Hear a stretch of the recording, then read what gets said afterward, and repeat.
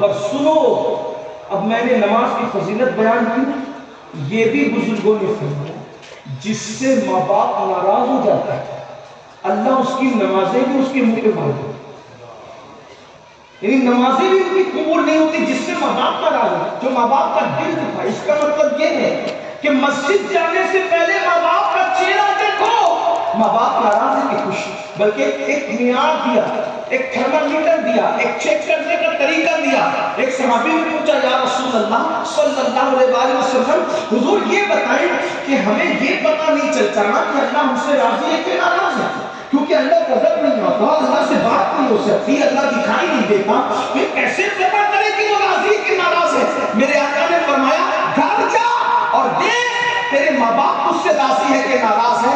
اگر ماں باپ راضی ہے تو اللہ بھی راضی ہے، اور ماں باپ ناراض ہے تو اللہ بھی ناراض ہے۔ دیکھ لو معیار دیا۔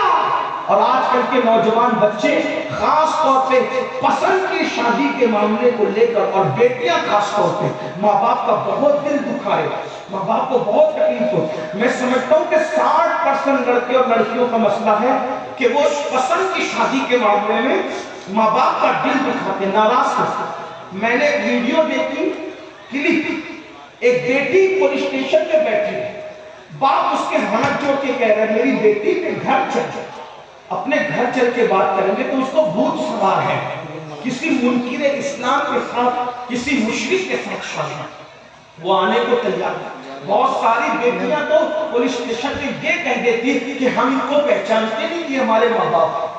میں حفظ ما تقدم کے تحت، یعنی جیسے بیماری سے پہلے ویکسین لگتی ہے، اسی ویکسین کے تحت یہ بات اپنے جوانوں کو اور اپنی بیٹیوں کو بتانا چاہتا ہوں، میری قوم کی بیٹیوں، ماں باپ کا دل دکھا کر جب سجدے میں باہر نہیں آ سکتی تو ماں باپ کا دل دکھا کر شادی میں کیسے باہر آ سکتی؟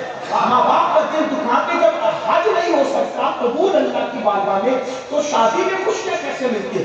زندگی میں جب بھی تم اپنے ماں باپ کا دل دکھاؤ گے تو دنیا میں اللہ تم سے خوشی چھین لے گا، کبھی تمہیں خوشی نہیں دے گا۔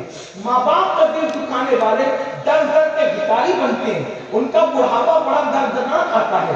ماں باپ کا دل دکھانے والا کبھی کسی سے راحت نہیں پاتا، کبھی کسی سے سکون نہیں پاتا۔ یاد رکھنا سب لٹانا پڑے لٹا دو، مگر کبھی ماں باپ کا دل مت دکھانا، اس لیے کہ جو ماں باپ کا دل دکھاتا ہے اللہ اس کو دنیا ہی میں ذلیل کر کے ذلت کی موت عطا کرتا ہے۔ اور یہ بھی سن لو جو ماں باپ کا دل دکھاتا ہے مرتے وقت اس کی زبان میں کبھی کلمہ طیبہ جاری نہیں ہوتا۔ ہم تو دیکھ رہے ہیں نا اس دنیا میں روزانہ الگ شہر جاتے ہیں، ہزاروں لوگوں سے ملاقات ہوتی ہے، مگر اللہ اکبر بڑی معذرت کے ساتھ دنیا دار کا دنیا دار، کچھ لوگ دیندار کہلا کر بھی آج ماں باپ کی وہ عزت نہیں کر پا رہے ہیں جیسے عزت کرنے کا ان کا حق تھا۔ کچھ لوگ کیا سمجھتے روٹی کپڑا مکان ماں باپ کو دے دو بہت بڑا تیر مار لیا۔ یاد رکھنا صرف روٹی کپڑا مکان دینے پر ماں باپ کا حق ادا نہیں ہوتا۔ اللہ اکبر، یاد رکھنا ماں باپ کو جب تک اپنا آقا نہ مانو دل سے اور خود کو ان کا غلام نہ مانو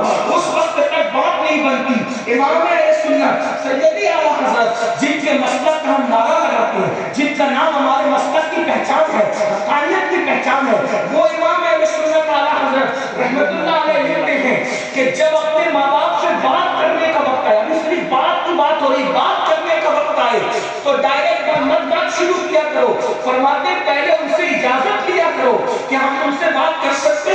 کتنی مقدس ہستی ہے یہ، بڑی معذرت کے ساتھ بھائیو، سب کے آگے ہاتھ باندھ کے کھڑے رہنے والوں، کبھی ماں باپ کے آگے بھی ہاتھ باندھ کے کھڑے رہتے ہو؟ وہاں تو سینہ تان کے کھڑے رہتے ہو، وہاں تو آنکھیں بڑی بڑی کرتے ہو، ان کو ڈانٹتے ہو، جو 6,000 اور 10,000 کی نوکری دے اس کی غلامی کرتے ہو، اور جس ماں نے زندگی اور موت سے کھیل کر تمہیں پیدا کیا، جنم دیا، اس ماں کو کنیز سمجھتے ہو، اس ماں کو غلام سمجھتے ہو، اس باپ کو غلام سمجھتے ہو۔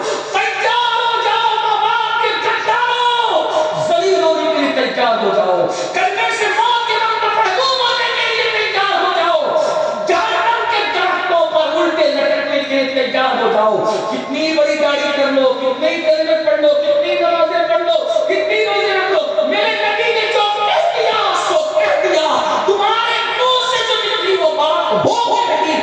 اللہ کے رسول فرماتے ہیں ماں باپ کا دل دکھانے والا مرتے وقت اس کی زبان پہ کلمہ نہیں آئے گا۔ گا، وہ ذلیل ہو کے مرے گا، وہ رسوا ہو کے مرے گا۔ ایک بات اور یاد آ، یہ بھی حدیث پاک میں آیا مفہوم ہے، جو ماں باپ کا دل دکھائے گا قیامت کے دن وہ سور کی شکل لے کر اٹھے گا، خنزیر کی شکل لے کر کے اٹھے گا۔ اللہ اکبر۔ بلکہ فقیہ ابو انیس سمرقندی اپنی کتاب میں لکھتے ہیں، آقا فرماتے ہیں مجھے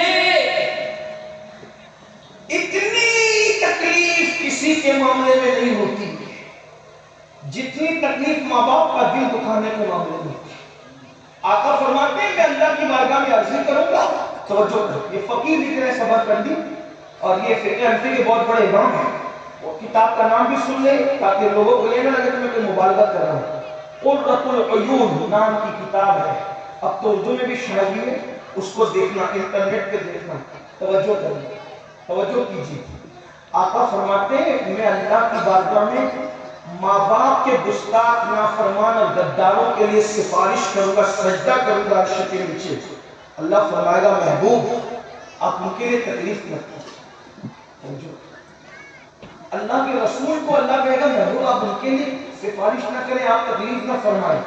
آقا فرماتے ہیں پھر میں سجدے سے سر اٹھاؤں گا اور میں جنت میں رہوں گا تو میں وہ ماں باپ کے غدار اور نافرمان بھلا دیے جائیں، مجھ سے بھلا دیے جائیں، کیونکہ اللہ پاک فرماتا ہے کہ ہم آپ کو نہیں بھلائیں گے مگر جو چاہیں گے بھلا دیں گے، جس میں حکمت ہوگی بھلا دیں گے۔ حضور فرماتے ہیں کہ میرے ذہن سے وہ بھلا دیے جائیں، پھر بہت عرصے کے بعد مجھے وہ یاد آئیں گے، پھر میں سجدہ کر کے اللہ سے کہوں گا مولا وہ ماں باپ کی جو نافرمانی کرتے تو انہیں بخش۔ اللہ فرمائے گا محبوب تم اس معاملے میں زحمت کرتے، تکلیف نہیں۔